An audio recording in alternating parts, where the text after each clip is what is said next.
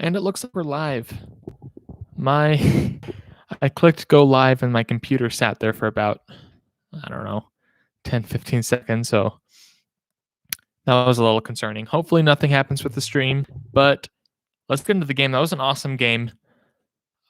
Not only was it awesome because the Jazz beat the Celtics, it wasn't like a dominating victory, but it was definitely it didn't come down to the wire either. So happy about the win. Celtics are a great team, and I fully expect them really great in the second half of the season. So that was exciting. The other exciting thing for me, if you watch my streams, you kind of know that I really like digging into the stats, trying to figure out why one team won. And this one is a really interesting one because typically, so some trends that we saw with the Jazz so far is even though they win, they tend to have more turnovers, and I don't know if that's just I'm still trying to figure out what that is. And that happened again this game. But normally the Jazz have more turnovers than their opponent. They still win, and they win because they normally shoot like 10 or more shots than their opponent still. And that's incredible that the Jazz defense is so good that it can get that many more shots off on offense and without forcing turnovers, which means their defense is just shutting down shots, forcing misses, which is awesome. But this game is really weird because if you look at the team stats, so the Celtics shot 98 shots and they were 48 for 98, which is 49%. That's a good shooting night. And they got almost 100 shots, which is pretty on par for today's NBA. The Jazz only had 80 shots and they made 38. So they shot 18 less shots than the Celtics, made 10 less, and they still beat them not quite by double digits. The shooting percentage was a little bit worse. They made 9 threes, which helps. That's 9 more threes than the Celtics. So that's an extra 9 points. That doesn't make up for the 20 points left with the shots. But the weird thing is when you look at the free throws, the Celtics only shot 4 free throws. They made 3 for 4, so cool. The Jazz shot 24 free throws. That's a tongue twister right there. And they made 22, which is excellent, 91.7% from the line. And so when you see one team make, maybe I'm digging more into this, and if you guys get bored by me digging into stats, let me know, and maybe I'll spend less time on this. But I think it's interesting because normally when a team shoots a lot more free throws, that means they were fouled a lot more, and that's typically so in this case, when I saw that, I assumed the Celtics were just a little sloppier on defense, or maybe that was their strategy to foul them instead of giving them 3-pointers. I don't know. I think that'd be a silly strategy because the Jazz are a pretty good free throw shooting team, unless just hack a go bear kind of strategy. But when you look at the fouls, both teams had 18 fouls. So, and the Celtics had a technical and a flagrant, but that doesn't add up to many free throws. So I don't know. Let me know what you think in the comments. Was it a strategy by the Celtics just foul when the Jazz were shooting? I think that would be a ridiculous strategy, or was it just the Celtics were being really dumb and they used their fouls when the Jazz were shooting, or were the Jazz just smart and when they could tell they were about to be fouled, they went for a shot? I don't know. I didn't see anything weird going on, but when you look at the stats, that's really weird. So I don't know. I watching the game though. It was fun.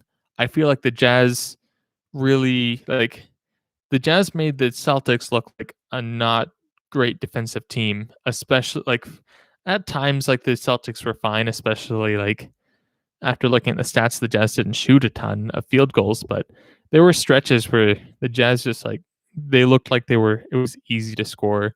And on defense, when the Jazz defense could get set up and they could actually get set up, play the half court game, they made it tough on the Celtics. It was kind of, from what I saw, it was the fast break that, at least towards the end, that made it tough. Looking at the stats, fast break wasn't even that big of a deal. The Celtics only scored 8 points there, so great. I don't know. I feel like this game was also weird for me because my eye test of what I was seeing is a lot different from what I'm seeing on the stats. So let me know if my eye test was just off. Um, I'll hop into the box score real quick.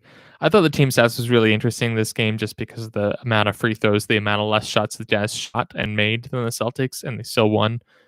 But I'll just sum up the box score real quick. Rudy Gobert gave us a 16 and 12. Overall, it was a really good team effort by the Jazz. We had 6 people in double digits. Mitchell was our highest score with 21, so they did a good job at just spreading the wealth. And the Celtics, it was Lynn Brown and Jason Tatum show, which is really what I think the Celtics should lean into.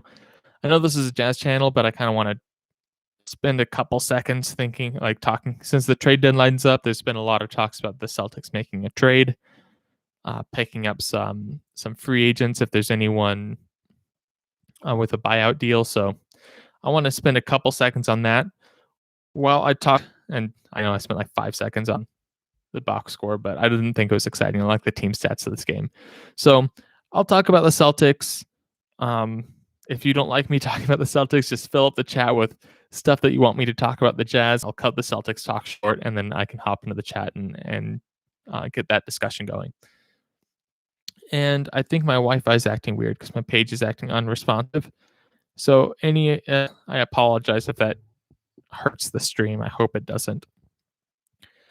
But with the Celtics, a lot of people are like, for a couple of years now, people have been talking about how the Celtics need a big. And watching tonight's game, I think that's probably true. I'm a fan of Daniel Theis. I think he does a great job, but obviously he's kind of undersized. And I feel like he would play an awesome role for the Celtics, either playing some power forward minutes or coming off the bench playing 5 and like giving that boost of energy. And if the Celtics could find a big man to start over Daniel Theis, I think that would be really helpful for them. So that's kind of the talks. And I don't have anything specific. Like I didn't come prepared for this. I don't want to spend a ton of time on the Celtics. But like looking at how the Celtics are set up, hearing some of the trade rumors, I just want to like ask you guys, do you think I'd be crazy if I said that the Celtics should like make a big blockbuster trade using Kemba Walker to try to get some sort of star big man on their team? And I like looking at the big men on the market. I don't know if that would make sense. Maybe they could go for someone like Vucevic, but they'd also probably want some draft capital if they're giving up someone like Kemba. But thinking about it, I think that would work really well for the Celtics because, so for starters, I mentioned Theis would be an awesome starting 4, or he would be an awesome backup 5, getting good minutes off the bench for them. I think that would be the role that he thrives in.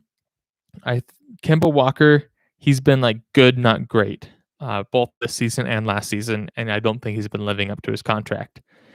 And the Celtics have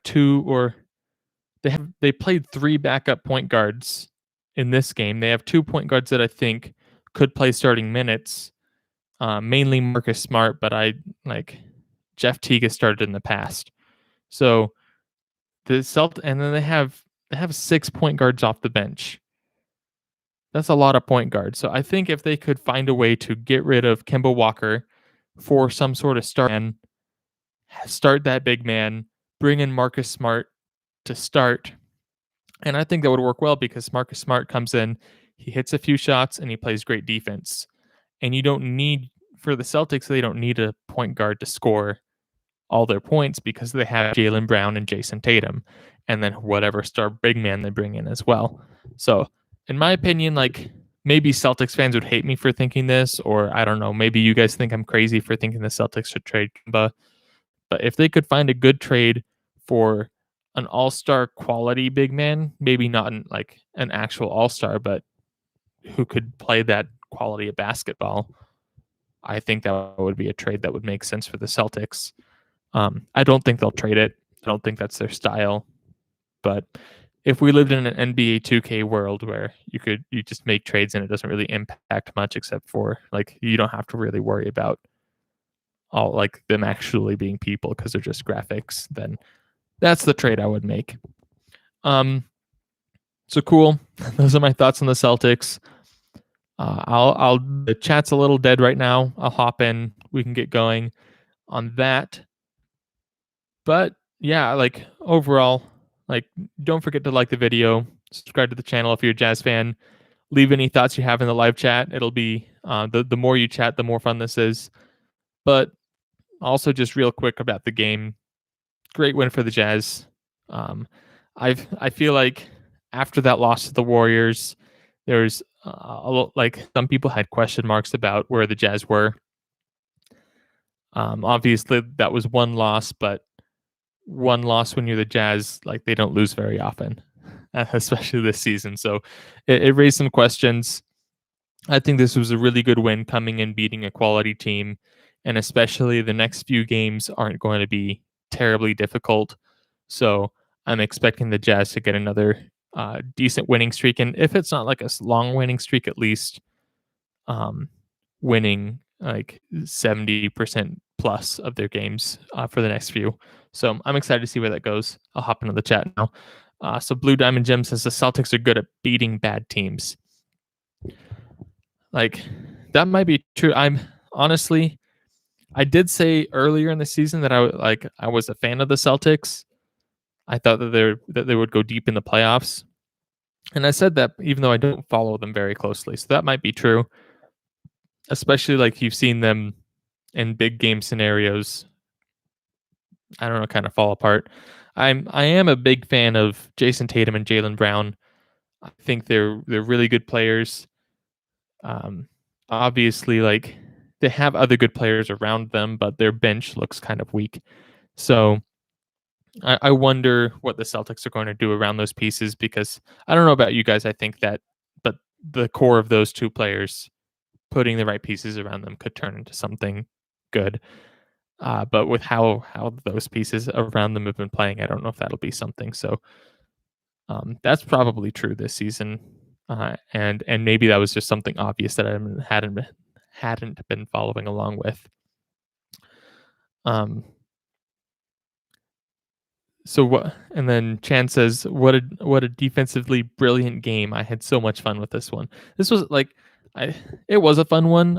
The Celtics are, I feel like always a fun game against the Celtics. I'm sure there's like 10, 20 different reasons why that is, but this one especially because the Jazz were coming off a loss at a game that they probably could have won. They just, I don't know, they kind of fell apart a little bit. And then they came in this one, played excellently. Like Chan said, defensive, like great defense for the Jazz. I said that the Celtics defense was kind of like, from what my kind of eye test, it looked kind of weak, but they are a defensively good team. So maybe I was just not looking for their good defensive plays. But especially the Jazz looked great. I don't know. I agree. It was a fun game. Sawyer, yeah, we needed this dub. I agree. Even though, like, I guess before the All-Star break, it was kind of rough. And the good news for the Jazz is kind of rough is like, it's not even that bad of a losing streak. Like they did lose, was it 3 of their last 4 right before the All-Star break? But yeah, so that was rough. And then we came and like split our first 2 games. We got this one. But the good news is the schedule is looking a little easier. So let me pull up the schedule real quick if my internet lets me.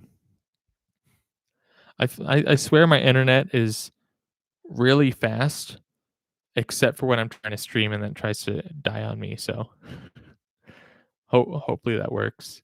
Hopefully it works for you guys. Yeah, hopefully my voice doesn't sound weird or anything like that. And ESPN is acting slow, so I'll talk until it pulls up. Sori says, yeah, the Celtics would be top 3 if they had defense. That's an interesting conversation to bring up, because they do have really good defensive pieces. Jason Tatum's a good I I'd probably like he's a really good defender. Marcus Smart, I'm bumping the table. Sorry, is like an elite defender when he's playing at his best. Kemba is fine. I wouldn't say he's like a negative on defense, but it's not like he's always the best. I'd say probably similar with Jaylen Brown. Jaylen Brown can turn it up. Uh, I feel like I don't know. I feel I'm a little torn on his defense, but so they have good pieces. Maybe it's just a big that they're missing. Um, like yeah, imagine the Celtics if they had Rudy Gobert. That would be a scary team. So they have, like I said, they have the talent. They're just kind of missing the pieces. The good news is the Jazz have Rudy Gobert. The Jazz also have the talent, but the Jazz are not missing the pieces. So yeah, and I tried to pull up the Jazz schedule on ESPN to go over that, but it pulled me to the game cast for the Hornets game. So maybe I'll just ditch on ESPN. Chan says, yeah, four of six as far as I remember, and I that's referring to the record before the All-Star break, which is crazy if you think about it. Like 4 of 6, it like losing 4 of 6 is bad for any team, especially teams that are like any team trying to make the playoffs, especially a team who's at the top of the conference. Um, But like if you look at that, if they lost 4 of their last 6 right before the All-Star game, or maybe around this time, I don't know what that number is from, but 4 of 6 in any stretch, the Jazz have only lost 10 games overall the entire season. They're at 29-10, I believe, after this game. So if they had just, I don't know, like that's still a really good record, even with a bad stretch right there. So that kind of shows how amazing the Jazz were before that kind of rough stretch. Mm. I don't know. What do you guys think about what I've been talking about? Have I just been boring? Maybe I spent too much time on the Celtics. I think the Celtics team is fascinating because they have a lot of talent, and here I am spending more time on the Celtics. But uh, what do you guys think overall? Like, we could talk about the Celtics more if you want to, or on Saturday, if you watch that episode, Nate and I kind of talked about what we thought the Jazz might need, if there's any extra signings or like smaller trades that the Jazz might need to kind of solidify them as a championship roster before all those deadlines come up. So obviously they picked up Ilyasova in the break. So anyone that you guys think the Jazz should be going after? I think in the comments of that video I saw a couple people talk about was it Otto Porter Jr., and he's on the Bulls now, I think. And so there's been buyout talks. If it's a trade, the Jazz aren't going to get him, but it would be really interesting since there are a lot of players that might get bought out. Since the Jazz are not a destination most free agents go to, and typically they don't get the buyout players. But since they're playing really good right now, it would be interesting to see if the Jazz can pick someone up. Even if it's just like a piece that they don't need, that just might be a little bit of an extra boost, like someone like a LaMarcus Aldridge. I don't know if I'd love that signing, but I feel like if they could get him on just for the rest of the season, he wouldn't hurt the Jazz. I don't know. What do you guys think? I'll pull up the schedule real quick. Um, that as you guys think and type out in the comments.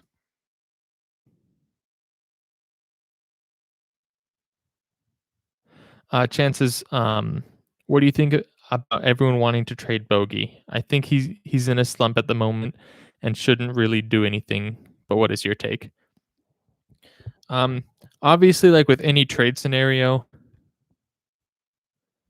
if you can get the right trade together, do it.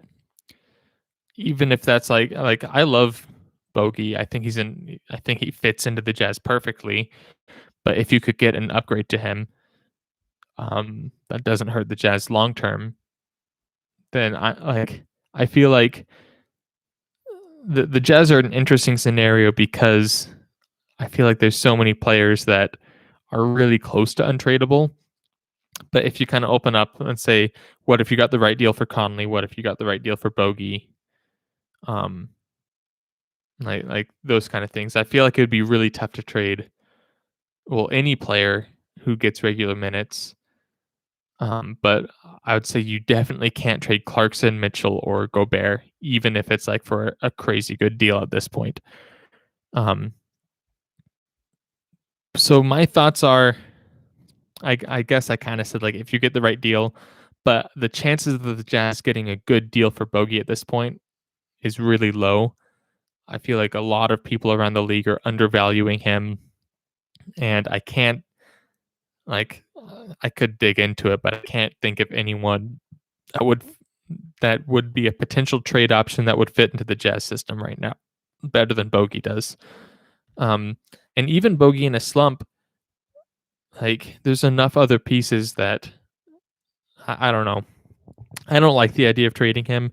If you could find someone who I don't know who can fill that position of just hitting open threes, but then could play defense better than him, maybe I could look at something like that. But I would say a trade for him right now would be premature unless you can get like an obvious yes deal. That was a really long answer for no, I don't think you should trade him unless you get something ridiculous. Okay, so I was talking a little bit before about how the schedule kind of gets easier. And if you watch the Saturday episode, Nate and I, we kind of went over this, but the schedule is, for the most part, is a mix of it's mainly just like okay teams that the Jazz are definitely better than, but have enough talent that like we wouldn't be shocked if they beat the Jazz. And there's a couple like bad teams thrown in there, and there's a couple good teams thrown in there for the next, I don't know, lots of games. Like, I don't know how many is this? 2, 4, 6, 8, like 11 games. That's kind of and even further until we get 2 games against the Lakers in like the middle of April. So even though the Jazz have had a rough stretch, like they're playing the Wizards, Raptors, Bulls, Nets, Grizzlies, Cavs. And like the Nets is obviously going to be a tough one. I think the Jazz can win. Other than that, like the Jazz should beat the Wizards unless the Wizards just go off. They should beat the Raptors, but the Raptors have some pieces, so like wouldn't be shocked if they lost. Should beat the Bulls. Nets is a toss up. Should beat the Grizzlies, Cavaliers, Grizzlies, Bulls, Magic. So even with this rough stretch, the Jazz are going to figure it out. They have the right opponents to like get through any stuff that they're struggling with as a team. Obviously, a lot of the losses, both the players and the fans have kind of been frustrated with the officiating. So hopefully that doesn't continue. So we'll see how that goes. Going back to the Bojan trade rumors, Chan's response says, he says, agreed, but I don't think we should trade him at all, to be honest. Yeah, and like when I say like, unless there's an obviously like an obvious yes, if you could trade Bojan for like someone who was a fringe all-star this year is kind of what I'd be thinking. I can't think of someone specific. I don't know. I just like how the lineup sets up. But like if you could get, I don't know. I can't think of anyone specific, but like honestly, with how well he fits in, I would be really picky about who they'd get. They'd have to either be really talented or fit that exact type of player that Bojan is, just better. And there's not many players like that. But yeah, like great game against the Celtics. I feel like I've been rambling on. Chat has been a little slow, but that's fine. Great win against the Celtics. I thought it was interesting. Maybe you thought it was boring how I like the digging into the team stats and free throws and stuff. But I thought like both, like if you didn't get the chance to watch the game, at least go watch the highlights. It was a very entertaining game. Jazz played great. Jazz got to the free throw line a lot. Good win against the Celtics. I think that sets us up for success, as I mentioned. The next few games, like the next 10 plus games, are going to be like mostly games that the Jazz should be able to win. So I'm excited to see the winning keep up. Um, as barring any major injuries, like it's getting closer and closer to the point where I feel like the Jazz are starting to create some space between the first and second that it's going to start being tougher and tougher for teams to like catch the Jazz, and it's starting to look like that the Jazz might start becoming more and more the favorite to keep that and eventually get that lock.